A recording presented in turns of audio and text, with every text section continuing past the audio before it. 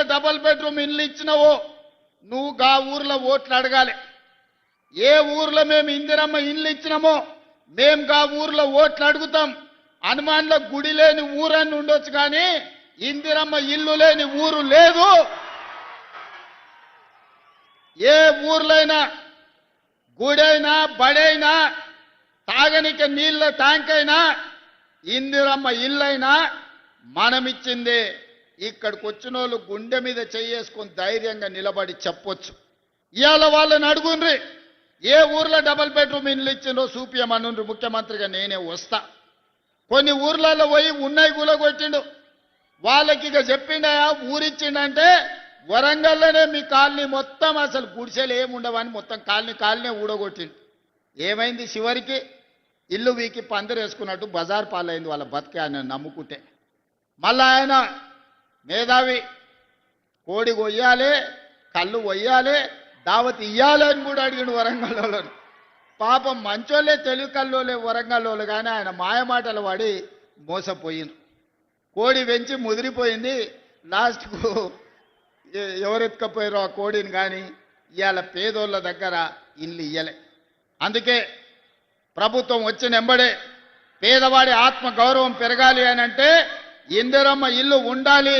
ఇందిరమ్మ ఇల్లు ఉండాలి అని అంటే ప్రభుత్వం ఆర్థిక భారమైనా పర్వాలేదు ఇచ్చి తీరవలసిందే అని మొదటి విడతగా ప్రతి నియోజకవర్గానికి 3,500 ఇండ్లు, దాదాపుగా 4,50,000 ఇండ్లు, 22,500 కోట్లతోని పేదలకు ఇండ్లు ఇచ్చినాం.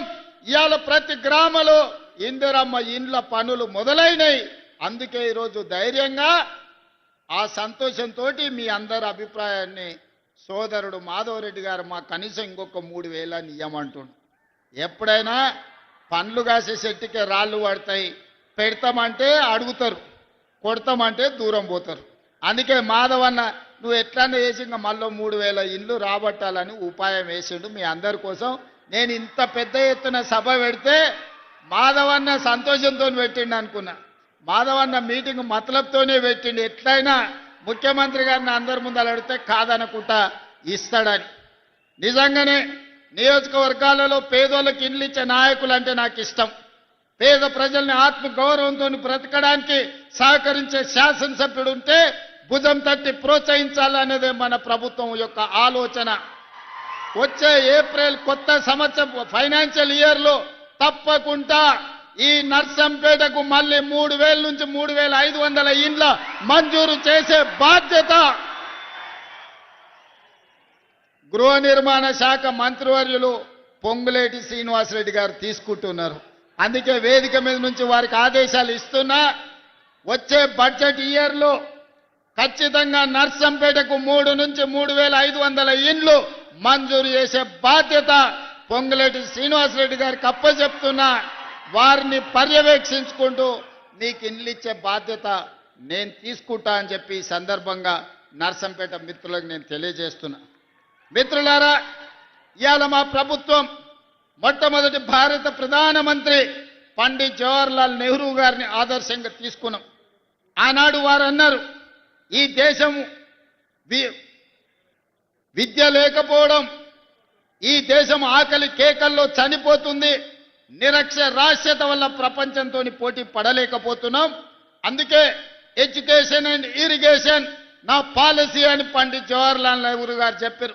అందుకే ఈనాడు ఈ దేశంలో ఉన్న గొప్ప గొప్ప యూనివర్సిటీలన్నీ మొట్టమొదటి ప్రధానమంత్రి గారు మొదలుపెట్టినది కాంగ్రెస్ పార్టీ కట్టిన కాకతీయ యూనివర్సిటీ. ఇవాళ వరంగల్లో దేశానికి ఎంతో మంది మేధావులను అందించిన యూనివర్సిటీ అది కాంగ్రెస్ పార్టీ మొదలుపెట్టింది. ఇవాళ ప్రాజెక్టులు పండిత్ జవహర్లాల్ నెహ్రూ గారు మొదలుపెట్టిన ప్రాజెక్టులు ఈ దేశంలో ఆ పక్కన బ్రాత్రానంగల్ కావచ్చు, ఈ పక్కన నాగార్జున సాగర్ కావచ్చు, అటు పక్కన శ్రీశైలం కావచ్చు, ఇవాళ కరీంనగర్ వరంగల్ జిల్లాలకు నీళ్లు ఇస్తున్న SRSPని కూడా పండిత్ జవహర్లాల్ నెహ్రూ గారు మొదలుపెట్టిందే. ఆ నీళ్ళే ఈనాడు పంటలు పండిస్తున్నాయి, మన కడుపు నింపుతుంది. ఇవాళ ఇంకొక అడుగు ముందుకేసినాం, కమ్యూనికేషన్ వ్యవస్థ డెవలప్ అయింది. అందుకే education, irrigation and communication, communication in roads, communication in ports, communication in airports, communication in technology, వీటన్నిటిని కూడా తీసుకొని తెలంగాణ రైజింగ్ గ్లోబల్ సమ్మిట్ ని ఈ నెల 8, 9 తారీఖు నాడు ప్రపంచ స్థాయిలో ఈ రోజు కార్యక్రమాలను తీసుకున్నాం. దాంట్లో భాగంగానే మిత్రులారా ఇవాళ వరంగల్కి ఎయిర్పోర్ట్ తీసుకొస్తున్నాం. ఒక్క రోజైనా కేసీఆర్ ఆలోచన చేసిండా? ఆనాడు సోనియా గాంధీ గారు, రాహుల్ గాంధీ గారు, మన్మోహన్ సింగ్ గారు నిర్మించిన ఔటర్ రింగ్ రోడ్ అంతర్జాతీయ ఎయిర్పోర్ట్ తెలంగాణకు పెద్ద దిక్కు అయింది తప్ప తెలంగాణ రాష్ట్రంలో ఒక్క ఎయిర్పోర్ట్ లేదు. దా పక్కలో ఉన్న ఆంధ్రప్రదేశ్లో 6-7 ఎయిర్పోర్ట్లు ఉన్నాయి, మహారాష్ట్రలో 10-12 ఉన్నాయి, కర్ణాటకలో 7-8 ఉన్నాయి. కానీ తెలంగాణ రాష్ట్రంలో 10 ఏళ్ళు ఎల్లినోళ్లకు మరి ఎందుకు దేవుడు బుద్ధి కలిగించలేదో, జ్ఞానోదయం ఇవ్వలేదో, విదేశాలలో చదువుకున్నాం, సాంకేతిక నిపుణులం అని పెద్ద పెద్ద పొడుగు ఉపన్యాసాలు ఇస్తారు. కనీసం తెలంగాణకు 2వ ఎయిర్పోర్టు తేవాలని ఆలోచన అయినా చేసిండ్రా?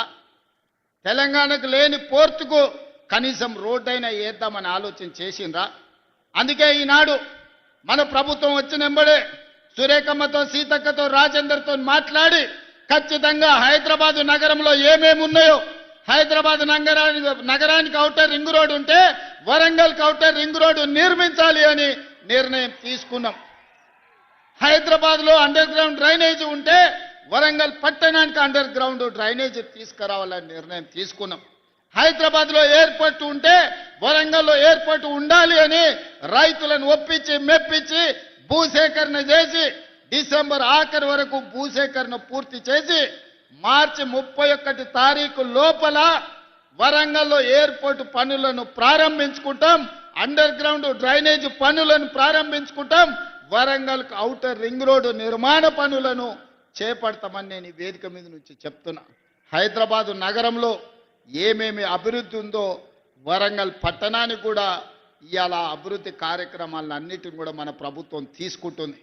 ఇవన్నీ ఈనాడు మా అక్కలు ఇందిరమ్మ ఇండ్లు అక్కలకే ఇచ్చినాం. 27,000 కోట్ల రూపాయల వడ్డీ రుణమా వడ్డీ 0 వడ్డీ మా అక్కల చేతికే ఇచ్చినాం. ఆర్టీసీ బస్సులో ఉచిత ప్రయాణమే కాదు, ఆర్టీసీ బస్సులకు మా అక్కల్ని యజమానులను చేసినాం. సౌర విద్యుత్ ఉత్పత్తిలో అదాని అంబానీలతో పోటీ పడేటట్టు ఇవాళ మా అక్కలకు సౌర విద్యుత్ ఉత్పత్తి చేసే వ్యాపారాన్ని ఇచ్చినాం. పెట్రోల్ బంకులు రిలయన్స్ వాళ్ళే కాదు, మా ఆడబిడ్డలు కూడా మహిళా సంఘాలు ఇవాళ పెట్రోల్ బంకులు పెట్టి నడుపుకునే పరిస్థితి మా అక్కలకు కల్పించినాం.